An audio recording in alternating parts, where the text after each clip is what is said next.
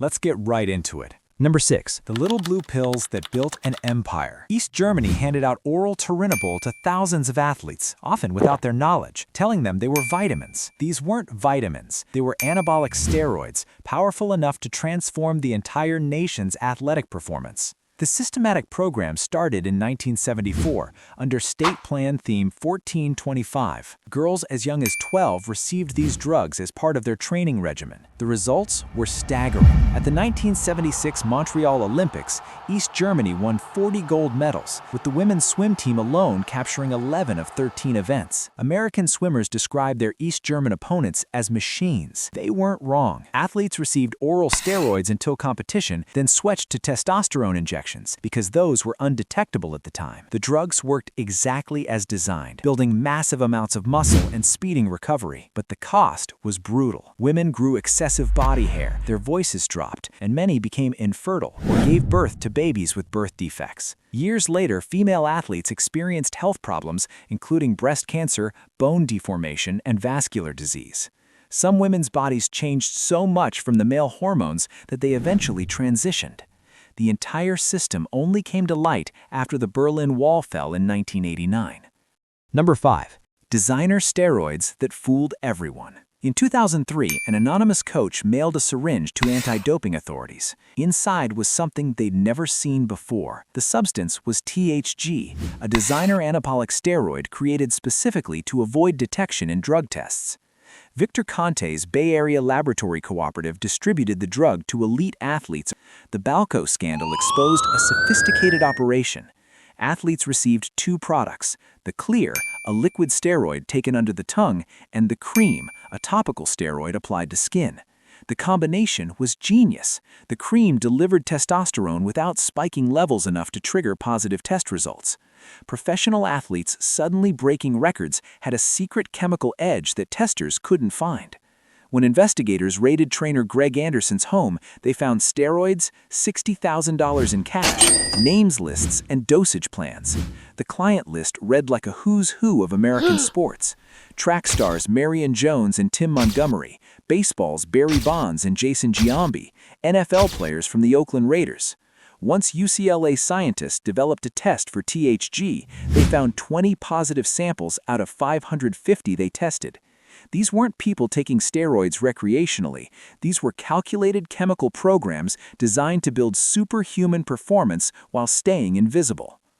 Number 4. The endurance drug that killed cyclists. In 1998, French customs stopped a car near the Belgian border and discovered 234 ampules of EPO, 80 flasks of growth hormone, and 160 capsules of anabolic steroids. The Festina affair exposed cycling's darkest secret.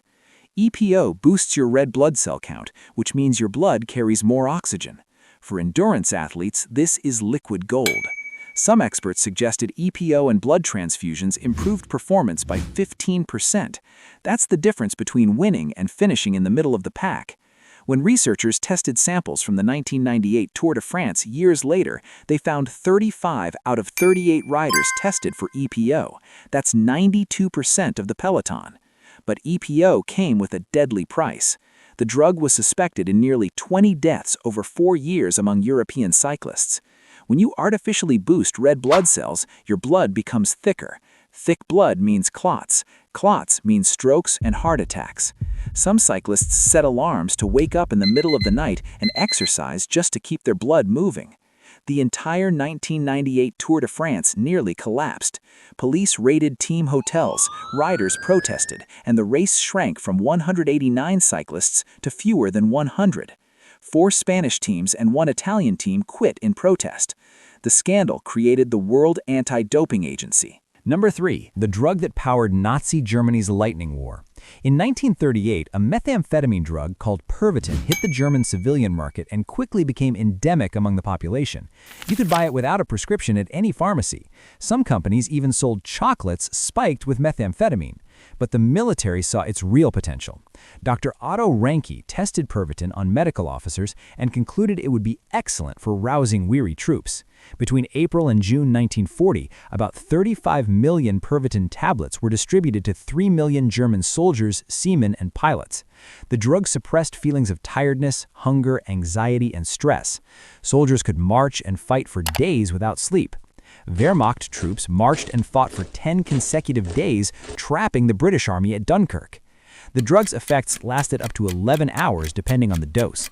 Soldiers called them Stuka tablets, Hermann Göring pills, or tank chocolate. As one historian put it, Blitzkrieg was guided by methamphetamine. The speed of lightning war literally came from speed. But the crashes were brutal. Soldiers experienced severe exhaustion as they pushed beyond human limits, along with mood swings, paranoia, hallucinations, and addiction. Some officers suffered heart attacks after taking the pills. By the end of 1940, the German military started cutting back on methamphetamine allocations. Too many soldiers were dying from heart failures or committing suicide during psychotic episodes. Number 2. The hormone stack that changed bodybuilding forever. Human growth hormone wasn't designed for athletes. It was created to help children with growth disorders. But someone figured out it could build muscle mass and change body composition in adults. Athletes and trainers started pushing hormone cocktails for recovery and size. The problem with HGH is that it's nearly impossible to detect. Unlike steroids, growth hormone exists naturally in your body at varying levels. Testing for it requires comparing your levels against a population baseline, which means catching someone is incredibly difficult. Philippe Gaumont, a cyclist with the Cofidis team, told investigators that steroids, human growth hormone, EPO, and amphetamines were endemic to professional cycling. Athletes weren't just taking one substance, they were stacking multiple drugs in carefully timed protocols. Some combined HGH with insulin, which is dangerous enough that it can kill you if you miscalculate. The appeal is obvious. Growth hormone helps you recover faster from brutal training sessions. It changes your body composition, adding lean mass while stripping fat. And because detection is so hard, athletes felt safer using it than traditional steroids. The downside is that nobody really knows the long-term effects of superphysiological doses of growth hormone.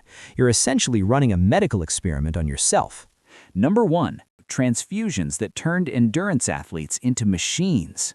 Before EPO, there was a simpler method. Take out your blood weeks before a competition. Your body responds by making more red blood cells to replace what was lost. Then, right before the event, put that blood back in. Suddenly, you have way more oxygen carrying capacity than normal. Spanish Dr. Fuentes created a blood doping program where riders would have blood removed weeks before races. Then the blood would be run through a centrifuge and re-injected shortly before competition. When police raided his operation, they found thousands of doses of anabolic steroids and 100 packets of blood products. This wasn't a few athletes experimenting. This was an organized medical operation serving multiple sports.